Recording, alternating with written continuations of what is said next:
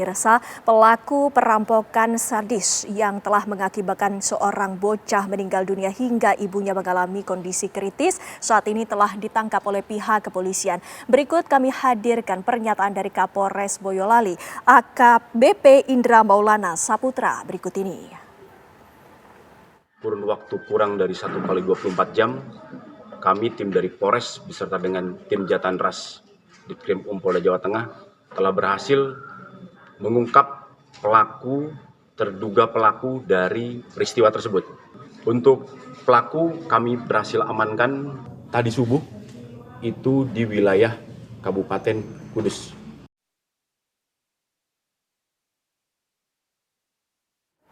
Nah pemirsa, bagaimana sesungguhnya sudut pandang dari kriminolog terkait dengan kasus ini? Kami akan hadirkan perbincangannya. Bersama kami sudah ada Luki Nur Hadianto selaku kriminolog dari Universitas Budi Luhur. Selamat malam, Assalamualaikum Mas Luki. Tentunya ini menjadi perhatian khusus karena ada perampokan sadis yang bahkan mengakibatkan seorang bocah ini meninggal dunia.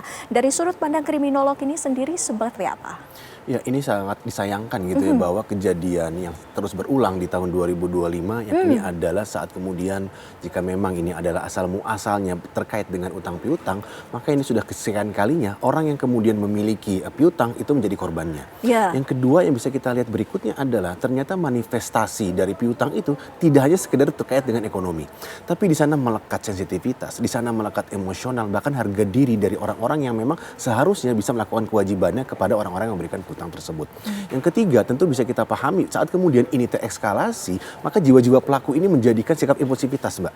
Jadi saat kemudian dia menjadikan amarah dia, terus kemudian sikap emosi dia sebagai salah satu bentuk manifestasi dari permasalahan ekonomi kepada orang lain, maka ini salah satu bentuk orang-orang tidak memiliki lagi posisi yang keduanya. Dia tidak lagi memiliki satu barrier atau kemudian penahan-penahan dalam konteks keluarga ataupun dalam konteks sosial. Yang ketiga, maka orang-orang ini akan menjadikan kekerasan-kekerasan atau kemudian tindakan dia terguidance untuk bisa melakukan daripada korban atau kemudian orang-orang yang melekat kepada diri korban itu sebagai target berikutnya. Maka bisa kita pastikan kejadian serupa bisa jadi kemudian bisa menstimulus orang lain untuk melakukannya dan kemudian menciptakan satu kemasyarakatan yang harusnya bisa dipertanyakan. Dan yang menjadi menarik adalah bahwa pelaku ini seringkali adalah orang yang memang dikenal dekat, begitu Mas Uki? Ya, memang dalam konteks kriminologi pembunuhan yang 70% secara umum gitu ya, studi yang mengatakan seperti itu seringkali dilakukan oleh orang terdekat. Alasannya seringkali dilandasi oleh sesuatu yang mungkin dianggap hal sederhana atau bahkan sepele. Seperti mohon maaf misalnya permasalahan hutang atau kemudian sikap impulsivitas karena terlukai harga dirinya atau bahkan yang ketiga dia merasa terusik aktivitas dia terganggu oleh aktivitas dengan orang lain tersebut. Jadi ketiga aspek ini yang melandasi orang-orang tertentu tidak memiliki lagi batasan untuk bisa mengendalikan dirinya. Itu yang pertama.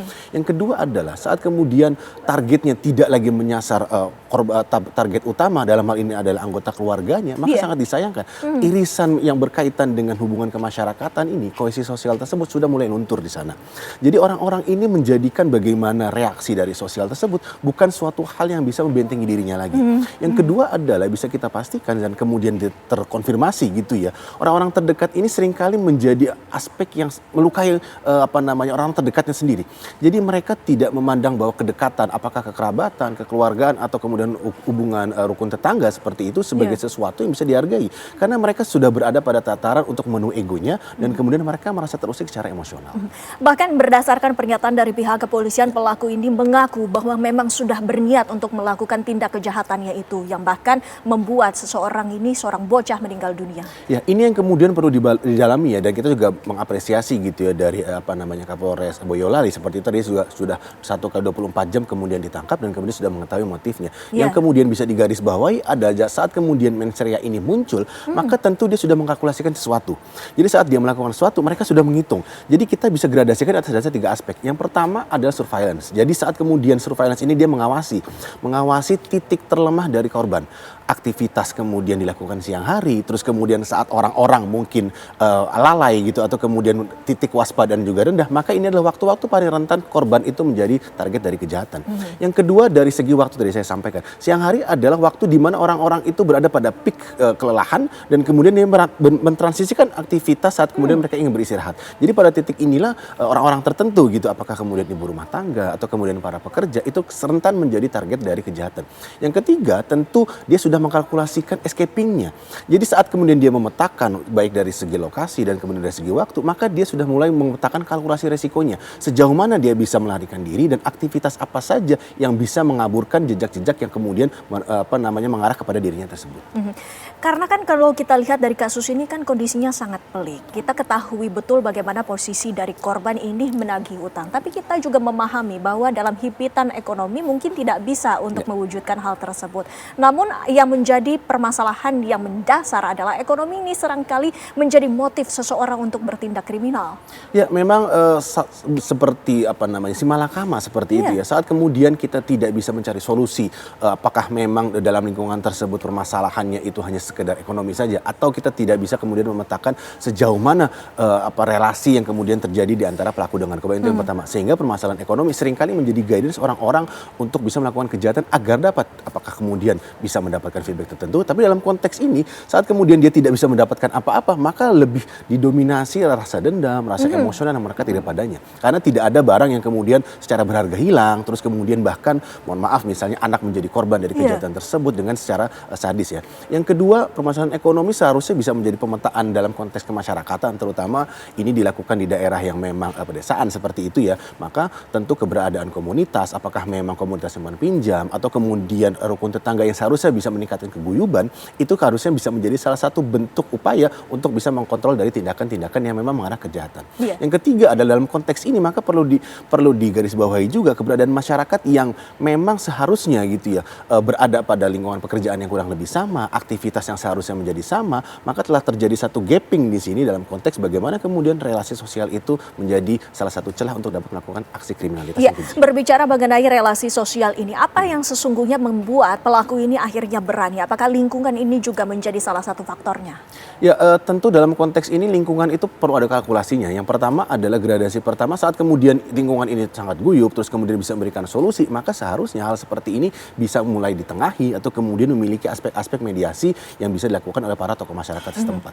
Yang kedua dalam konteks lingkungan ini maka kita bisa lihat relasi yang terjadi antara kemudian pelaku dengan korban dalam konteks kriminologis mungkin ini tidak hanya sekali dua kali seperti itu, karena dalam konteks kronologis waktunya ini dilakukan awal istri misalnya dalam hal ini adalah korban itu melakukan penagihan 1 minggu sebelum atau kemudian beberapa hari sebelumnya, dan saat kemudian ada waktu kurang lebih 7 hari atau kemudian 6 hari, inilah orang-orang tersebut melakukan kalkulasi tertentu untuk bisa melampiaskan secara ekonomi. Yang ketiga tentu bisa kita lihat terjadinya apakah memang ini ada satu permasalahan kohesi sosial yang memang menjadi rendah, atau di satu sisi jangan-jangan memang pelaku yang kemudian mengasingkan diri karena memang merasa dia teralienasikan, memiliki himpitan secara ekonomi. Baik, apa yang sesungguhnya harus dilakukan oleh pihak-pihak yang mungkin saat ini berada di posisi korban yang takut menjadi korban hingga akhirnya terjadi kriminalitas bahkan sampai menagih hutang malah justru menjadi nyawanya terancam?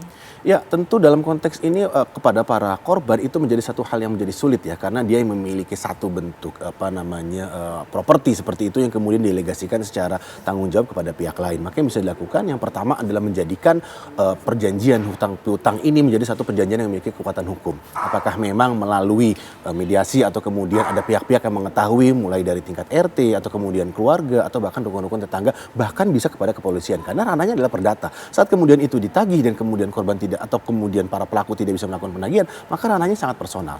Yang kedua, lakukanlah penagihan-penagihan tertentu dengan adanya saksi atau kemudian dengan adanya orang-orang yang memiliki gitu ya kemampuan untuk bisa menagih jika memang ini menjadi eskalasi secara emosional. Yang ketiga, tentu yang bisa kita pahami dalam konteks sosial ini adalah upaya untuk kemudian bisa mempertahankan relasi secara sosial, itu juga kemudian bisa dipertahankan agar kemudian kata-kata yang terlontar atau kemudian relasi sosial yang kemudian terbentuk itu bisa menjadikan bagaimana kerukunan atau kemudian dalam konteks ini masyarakat yang memang berada pada konteks paguyuban itu bisa meningkatkan kohesi sosial secara lebih baik lagi. Ya, Mas Luki, kita bergeser ke Cilacap juga tengah ada kasus kriminal lainnya yakni penemuan bocah berusia 4 tahun di dalam karung. Kami akan hadirkan informasinya pemirsa. Sementara itu bocah dan pelaku Pembunuhan bocah 4 tahun yang tubuhnya terbungkus karung di Kelurahan Gunung Simping, Cilacap, Jawa Tengah telah ditangkap oleh pihak kepolisian. Pelaku yang merupakan tetangga korban ini ditangkap di tempat persembunyiannya di wilayah Purbalingga, Jawa Tengah. Menurut keterangan pihak kepolisian, pelaku tega menghabisi korban akibat korban melawan saat hendak dicabuli oleh pelaku. Hingga akhirnya pelaku langsung menghabisi korban dengan cara membekap mulut dan menenggelamkan kepala korban ke dalam ember berisi air. Untuk mempertanggungjawabkan perbuatannya, pelaku dijerat dengan pasal berlapis tentang perlindungan anak dan pembunuhan dengan ancaman hukuman 15 tahun.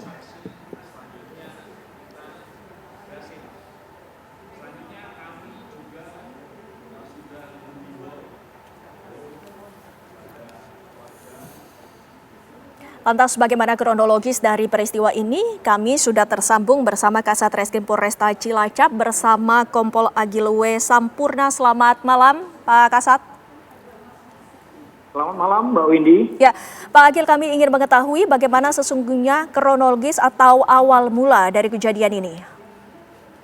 Baik, kami jelaskan bahwa peristiwa tersebut pada hari Kamis, tanggal 29 Januari tahun 2026, sekira pukul 10 WIB, korban menuju ke rumah pelaku untuk mengajak adik pelaku yang seusia dengan si korban untuk bermain. Namun karena adik pelaku tersebut diajak ke Purbalingga bersama ayah dan ibunya, tertinggallah sendiri si pelaku ini di rumah. Kemudian si korban ditarik tangannya, diajak masuk ke dalam rumah.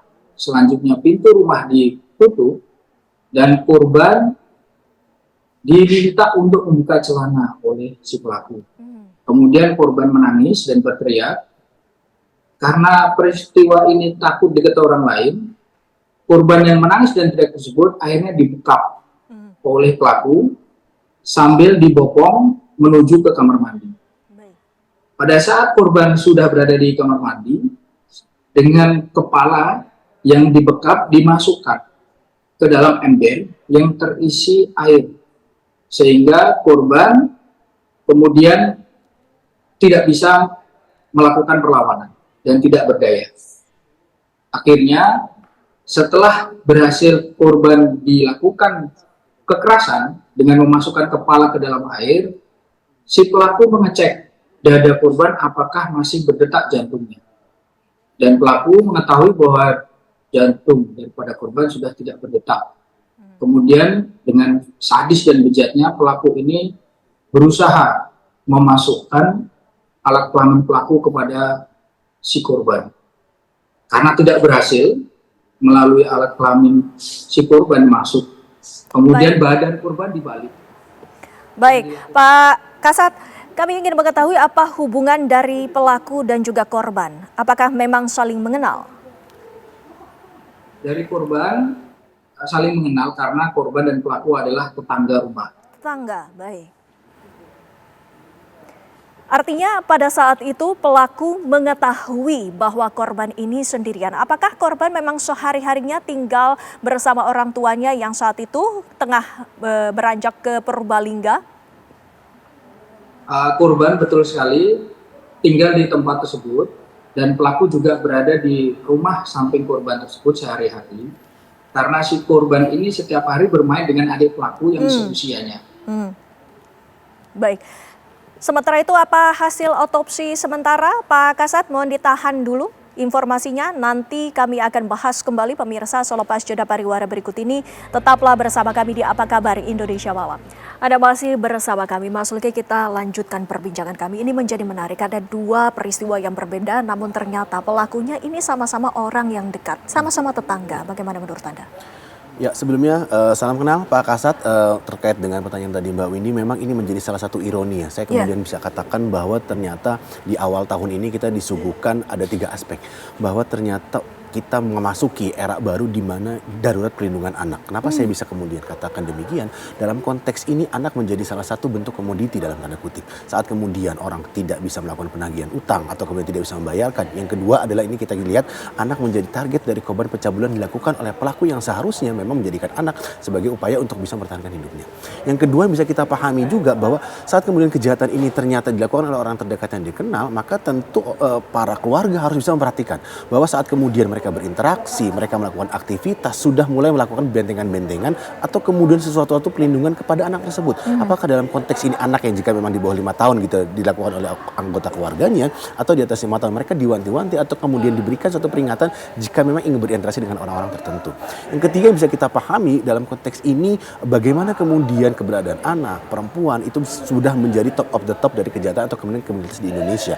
Maka ketiga aspek inilah yang menjadikan upaya untuk bisa menguatkan dalam konteks darurat perlindungan anak tersebut, Direktorat Perlindungan Perempuan dan Anak, atau kemudian kita bisa meningkatkan kemampuan kita secara komprehensif gitu dalam konteks bagaimana kemudian kejahatan-kejahatan dilakukan dan menyasar pelaku adalah orang-orang yang dikenal atau kemudian targetnya adalah anak atau kemudian perempuan, ini bisa dieliminir. Kurang lebih demikian, Bang. Ya, Pak Agil, untuk kasus ataupun perkara ini, bagaimana sesungguhnya pelaku ini menjalankan modusnya? Baik, kami jelaskan bahwa modus daripada pelaku ini adalah dengan membujuk korban, kemudian melakukan kekerasan terhadap korban dan melakukan pelecehan seksual, sehingga korban akhirnya sampai meninggal dunia. Bagaimana cara membujuk korban? Pada saat itu korban datang ke rumah pelaku untuk mengajak si adik pelaku, kemudian si korban ditarik dan dipanggil. Setelah itu baru diminta untuk melepas celana tadi. Demikian. Baik, Mas Luki, menjadi catatan penting karena modus yang kita ketahui bersama. Ini artinya ada upaya pembujukan. Kita ketahui bersama bahwa orang terdekat itu sesungguhnya merupakan orang yang kita percayai, Mas Luki. Dalam konteks ini tadi juga disampaikan oleh Pak Kasat, maka kita perlu lihat juga ternyata modus-modus ini seringkali berulang. Yang pertama adalah orang-orang tersebut sering melakukan grooming. Grooming inilah yang menjadikan orang-orang yang menjadi targetnya atau kemudian wadah agar pelaku bisa membujuk rayu dengan misal mengajak bermain atau kemudian memberikan sesuatu, dan anak seringkali menjadi terlena di sana. Modus grooming ini tidak hanya dilakukan dalam konteks digital, ternyata dalam konteks fisik ini masih cukup marak dilakukan. Yang kedua dalam konteks grooming seringkali mereka akan menjadikan perbuatan ini dalam konteks penhemat saya ini tidak menjadi satu hal yang baru pertama kali. Maka perlu digarisbawahi, tadi juga sudah disampaikan Pak Kasat, bisa jadi korban tersebut adalah orang-orang yang memang sudah diupayakan berkali-kali atau kemudian ada target-target lainnya yang kemudian dia tidak bisa capai di sana. Jadi sesuatu ini saat kemudian mereka melakukan grooming, mereka akan melakukan suatu bujuk rayunya. Dalam konteks ini mereka melakukan suatu upaya pendekatan yang seringkali bersifat persuasif. Yang ketiga, mereka akan menjadikan aktivitas-aktivitas tertentu sebagai upaya untuk mengkamuflase perbuatan yang mereka tuju. Dalam konteks ini adalah pencabulan. Apakah memang diiming-imingi memegang alat vital, mohon maaf seperti itu, atau kemudian melakukan aktivitas-aktivitas kedewasaan. Maka si korban dalam konteks yang sudah menjadi jenazah tersebut melakukan suatu hal yang cukup baik ya, dan kemudian bisa menjadi salah satu upaya bahwa perbuatan-perbuatan tersebut memang memiliki kalkulasi resiko yang cukup tinggi, tapi menandakan bahwa dia memiliki dedikasi terhadap dirinya dengan cukup baik. Yang keempat, tentu tempat-tempat yang memang sering menjadi aktivitas tersebut adalah tempat-tempat yang memang lepas dari perhatian kepada masyarakat atau kemudian tempat-tempat yang memang sudah sangat dikenal oleh para target-target dari pelaku tersebut. Jadi keempat aspek inilah yang seharusnya bisa menjadi gradasi sehingga kita bisa dalam tanda kutip gitu ya mencegah upaya-upaya predator seksual ini, terutama yang menyasar anak, dan bisa memberikan bentengan-bentengan tertentu kepada anak-anak yang seringkali menjadi target dari korban tersebut. Ya, mudah-mudahan ada pihak-pihak terkait yang kemudian memberikan perhatian khusus agar mencegah sehingga peristiwa serupa ini bisa dicegah. Terima kasih Mas Luki, terima kasih juga Pak Kasat waktunya bersama kami di Apa Kabar Indonesia Malam. Terima kasih, selamat bertugas kembali Pak Kasat.